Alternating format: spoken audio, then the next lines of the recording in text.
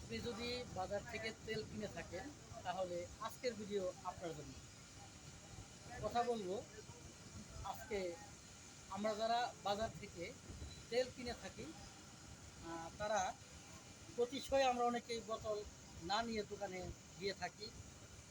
তখন দোকানদার আমাদেরকে খুশি হয়ে বলে বোতল লাগবে না, বোতল আমার কাছে আছে, নিয়ে যান।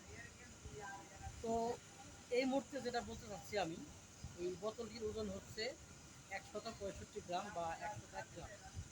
তো আমরা যারা এই তেলগুলো কিনে থাকি, যেমন ধরুন সরিষার তেল এখন বর্তমানে 250 টাকা কেজি।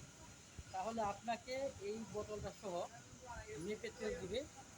আর এই বোতলটা সহ মেপে তেল দিলে আপনার এই বোতলটা কেজি পড়লো 250 টাকা। অর্থাৎ এই বোতলটা সে কিনে এনেছে মাত্র 40 টাকা কেজি। অতএব 2 টাকাও পড়েনি বললে চলে। কেজি মেপে কেজি মেপে যখন সে তেলটা কিনেছে।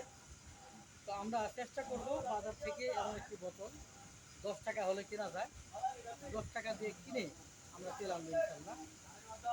সতর্কতা পোস্ট পেতে সকল সময় সতর্কতা পেতে সঙ্গে থাকবে। ধন্যবাদ।